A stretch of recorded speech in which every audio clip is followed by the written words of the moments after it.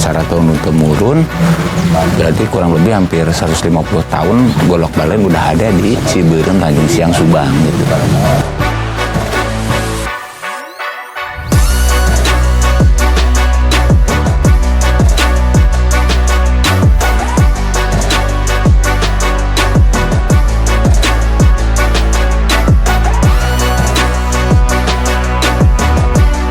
Golok barlen lain saukur pakakas.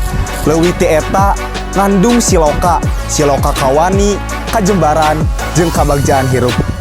Krakatau meletus itu sekitar 1883, jadi banyak invasi atau perpindahan penduduk dari Banten ke kita gitu.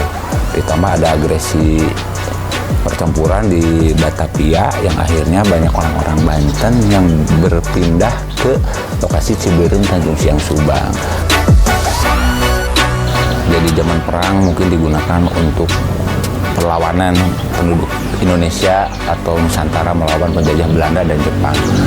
Kesininya setelah pasca kemerdekaan menjadi penopang ekonomi warga masyarakat. Golok bisa digunakan untuk pertanian, perkebunan, sembelih potong hewan, kurban, dan sebagainya. Apalagi setelah pasca kita memecahkan rekor golok terpanjang di dunia yang sepanjang 13 meter yang hari ini kebetulan sudah tersimpan di Wisma Karya Subang. Kita pernah dikunjungi dari 20 negara, terus kita juga sering dihadiri oleh para petinggi negara, bupati, gubernur, bahkan beberapa menteri juga. Golok balen memiliki filosofi karena yang paling unik dari golok balen itu adalah lilitannya ya, ini ya, lilitan ininya, lilitan balennya, motif kekuasaan sama soang itu menjadikan golok balen itu, ini kan ikatan ya, jadi ini menandakan sebuah kebersatuan lah gitu ya. Golok itu sendiri dibangun dari beberapa spek gitu kan, ada perah atau gagang, ada serangka, terus ada juga bilah. Nah ini menjadi satu kesatuan, diikat ku lilitan barlen ini, jadi seolah-olah ini adalah kesatuan dari beberapa aspek lah itu, dan ini menjadikan simbol bahwa golok barlen itu kuat, golok barlen itu gagah kalau disoren itu ya. Terus ini golok barlen yang pasti ini menjadi ikonik khusus karena mungkin satu-satunya golok di Indonesia yang menggunakan lilitan yang seperti ini, anti karat, dan ini menjadi pemersatu lah gitu. Namun perjalanan barlen tak berhenti sebagai pusaka warisan. Kiwari, ia melangkah ke ranah anyar, ekonomi kreatif.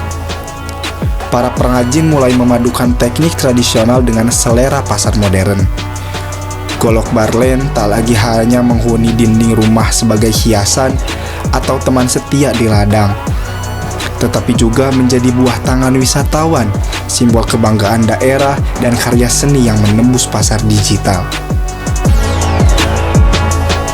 Golok barlen adalah cerita tentang bagaimana Kawani Karuhun bisa menyinari jalan generasi Kiwari, menjadikan tradisi sebagai bilah dan ekonomi sebagai gagangnya. Bersama-sama, keduanya menebas rintangan menuju masa depan yang lebih gemilang. Masa depan bangsa itu ditentukan anak mudanya. Betul. Sementara anak muda harus memegang sejarah dan budaya. Karena untuk mengetahui bahwa kita bukan bangsa yang amatiran, lihat sejarah dan budayanya. Dan anak muda harus memegang sejarah dan budaya. Terima kasih. Semoga sukses jadi Mojang dan Jajaka Subang 2025. Farhat, sing jadi juara. Salam golok barlen, Ciberem, Mang Perang.